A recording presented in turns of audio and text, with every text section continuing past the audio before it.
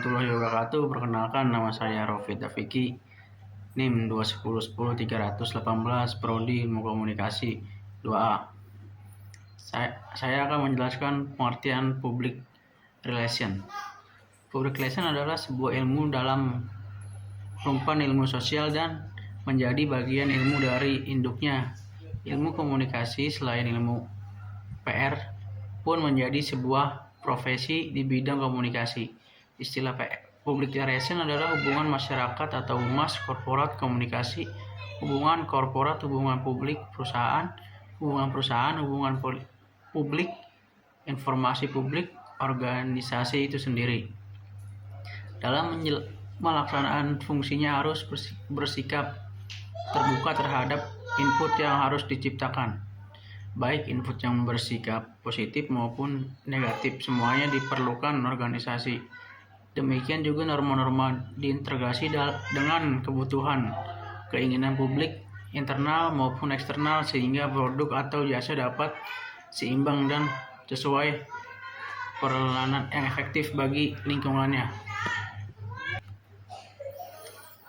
Hal ini akan sangat bermanfaat dalam menambahkan kepercayaan pada mereka baik secara internal maupun eksternal. Dapat disimpulkan bahwa konsep public relation dalam praktik adalah sebagai berikut. Yang pertama adalah konsep kebijaksanaan sosial, penerapan falsafah sosial. Yang kedua ada konsep manajemen administrasi atau fungsional. Yang ketiga ada konsep operasional, konsep integrasi. Yang keempat ada konsep etologi, lingkungan, relasi. Yang kelima konsep sistem berkomunikasi, teori, teknik komunikasi, pola berpikir. Ya, nama saya Dimas Aditya Putra dengan NIM 2010324. Saya akan menjelaskan konsep public relation. Konsep dibuat dalam bentuk planning and programming.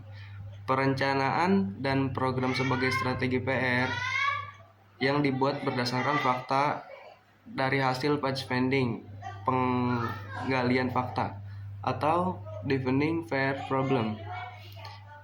Penemuan masalah-masalah PR, communication, menjelaskan dan mengonsumsikan termasuk memilih media, communication, melaksanakan dan mengomunikasikan. Termasuk memilih media apa yang digunakan dan pelaksanaan kegiatan PR. Terakhir, evaluation, program evaluasi program yang dapat diukur. Dalam dunia bisnis, PR lebih dari sekedar kata-kata, simbol-simbol, dan peningkatan pemasaran, tetapi menjadi sumber konseling, konsultan, advisor, penasihat, dan interpreter, penerjemah. Procter & Gamble semuanya menempatkan PR sebagai guidance, pedoman atau pemberian akrab ketika perusahaan menghadapi krisis. Nama saya Rio Bowo dengan NIM 211030005 dari Prodi Ilmu Komunikasi 1A, ingin menjelaskan karakteristik public relation. Dalam praktiknya, communication is backbone of PR, atau komunikasi adalah tulang punggung PR, sementara secara ilmu PR adalah subdisiplin ilmu komunikasi. Setiap kegiatan PR dalam bentuk event, kegiatan, kampanye, dan program. Tujuan komunikasi adalah untuk mengubah opini, sikap, perilaku, dan sosial. Sedangkan PR adalah pembentukan cara image building dan pembentukan reputasi, track record atau rekam jejak. Reputasi building hasil sebuah penelitian terhadap para pejabat eksekutif pada 200 organisasi atau perusahaan di Amerika Serikat, Kanada, dan Inggris Raya, menyatakan the value of communication. Nilai komunikasi merupakan suatu hal penting dan profesi PR dihargai dengan tinggi.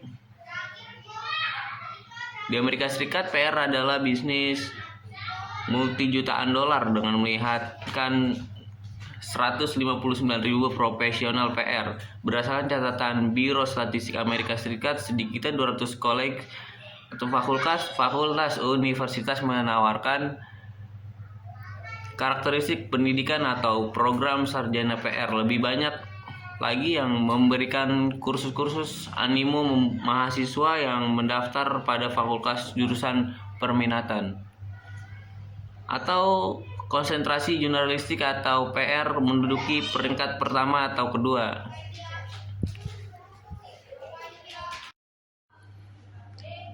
Yang keempat ada peran public relation.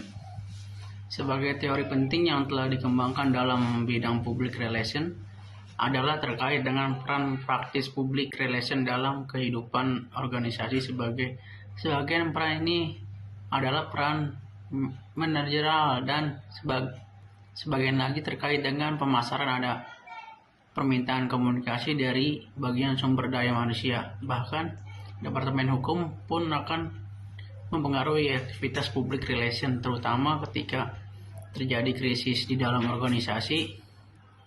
Masalahnya apakah praktisi public relation dapat memainkan peran yang benar dan mencapai aktivitas organisasi atau tidak. Peran adalah kumpulan kegiatan harian yang dilakukan seseorang. Glenn Brown dan David Dozier telah mengkaji peran public relation selama lebih dari 20 tahun. Kajian mereka telah membantu kita mempelajari kekuatan fungsi public relation dalam organisasi dan bagaimana aktivitas orang-orang public relation dapat menghasilkan program yang benar, mempengaruhi perencanaan strategis organisasi.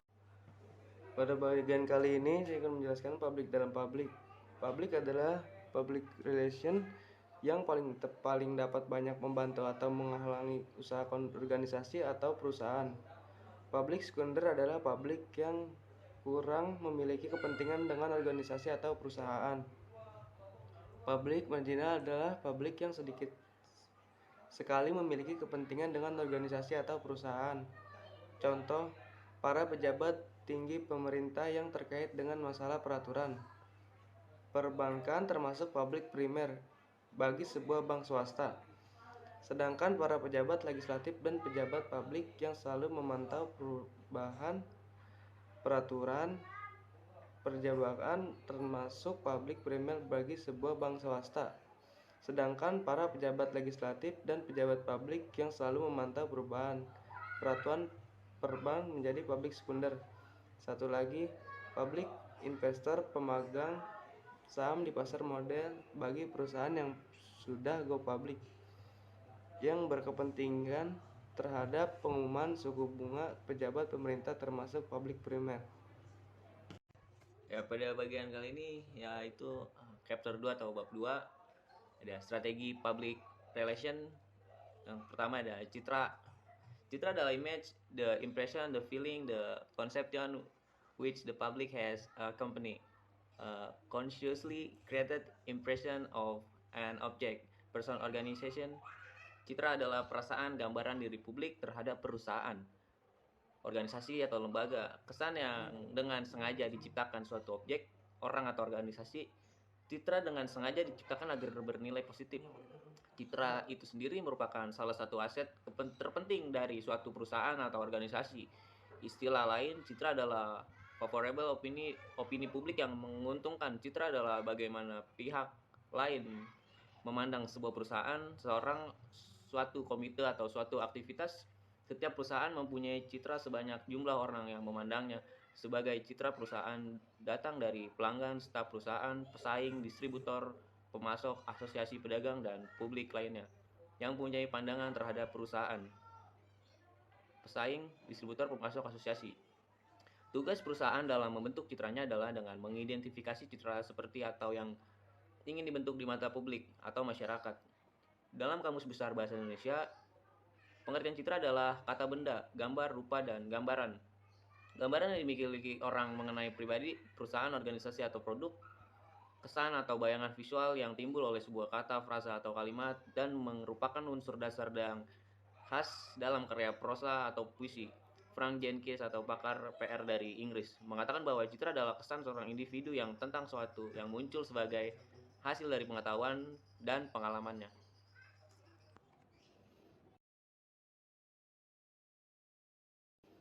Saya akan menjelaskan strategi pembentukan citra perusahaan. Strategi pembentukan citra sebagai pencitraan atau reproduksi jati diri atau bentuk orang, perseorangan, benda, atau organisasi. Citra sebagai persepsi masyarakat terhadap jati diri perusahaan atau organisasi. Persepsi seseorang terhadap perusahaan didasari apa yang mereka ketahui atau yang mereka kira tentang perusahaan yang bersangkutan. Citra perusahaan menjadi salah satu pegangan bagi banyak orang dalam mengambil berbagai macam keputusan penting.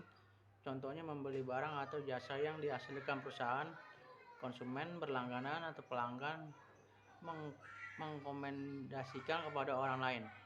Untuk membangun citra, perusahaan dapat memulainya dengan langkah pertama. Perusahaan membangun citra adalah memilih kelompok masyarakat yang mempunyai peran penting terhadap perusahaan.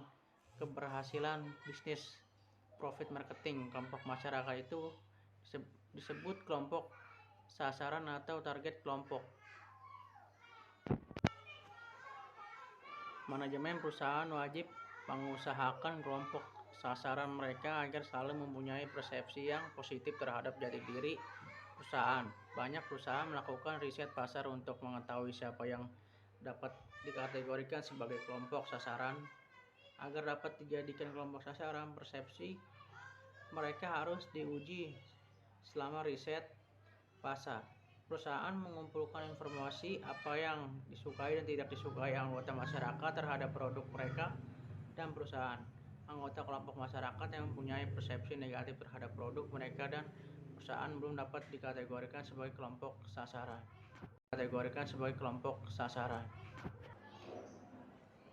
Apa itu opini publik dan pengaruh dalam perusahaan? Media public relation yang sangat tidak dibuat oleh public relation lebih dikenal dengan istilah commercial press atau disebut pula media massa. Umum baik dalam bentuk cetak, surat kabar umum dan majalah umum maupun elektronik, radio siaran dan televisi siaran. Media komersial ini merupakan mitra bagi karena melalui media ini memperoleh publisitas atau lebih dikenal baik perusahaan maupun produksi jasanya. Sementara media massa melihat public relations sebagai sumber berita atau informasi bagi media tersebut. Perkembangan saat ini, kini media massa tersebut surat kabar umum, majalah radio siaran, dan televisi siaran sudah termasuk kategori media massa konvensional atau tradisional. Setelah berkembangnya muncul media online, newspapers online, magazine online, digital radio, digital television. Media massa konvensional berbeda dengan media massa kontemporer dalam operasional. Cukup seperangkat komputer yang mengendalikan siaran dan menerima berita atau informasi dan reporter atau warga masyarakat. Bagi radio, digital, dan televisi digital yang menganut citizen journalism atau jurnalisme warga, media dibuat adalah media untuk kalangan terbatas, bukan untuk umum seperti media massa umum. Media yang dibuat oleh public relations seringkali disebut dengan istilah private publication. Halo semua, perkenalkan nama saya Ponco Supriyadi dengan NIM 2101030021. Di sini saya akan menjelaskan tentang strategi membangun hubungan dengan media.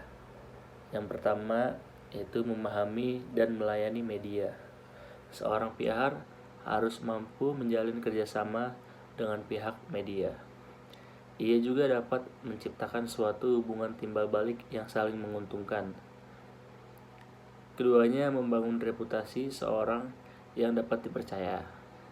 Para pejabat PR harus senantiasa siap menyediakan waktu, dan memasok materi-materi yang akurat di mana saja dan kapan saja dibutuhkan. Hanya dengan cara ini, ia akan dinilai sebagai suatu sumber informasi yang akurat dan dapat dipercaya oleh pers. Lalu, menyediakan salinan naskah yang baik, misalnya menyediakan reproduksi foto-foto yang baik, menarik, dan dengan jelas. Mudah mengoreksi dan menyusun ulang siaran berita atau news release. Penyediaan salinan naskah dan foto-foto yang baik secara cepat Lalu bekerja sama dalam penyediaan materi. Sebagai contoh, pejabat humas dan wartawan dapat bekerja sama dalam mempersiapkan sebuah acara wawancara atau temu pers dengan tokoh-tokoh tertentu. Lalu menyediakan fasilitas verifikasi, dan para penjabat humas juga perlu memberi kesempatan kepada para wartawan untuk melakukan verifikasi atau membuktikan kebenaran di setiap materi yang mereka terima. Contoh konkretnya, para wartawan itu diizinkan melihat fasilitas atau kondisi organisasi yang hendak diberitakan, lalu membangun hubungan personal yang kokoh. Dan suatu hubungan personal yang kokoh dan positif hanya akan tercipta serta terpelihara apabila dilindasi oleh keterbukaan, kejujuran, kerjasama, dan sikap saling menghormati profesi masing-masing.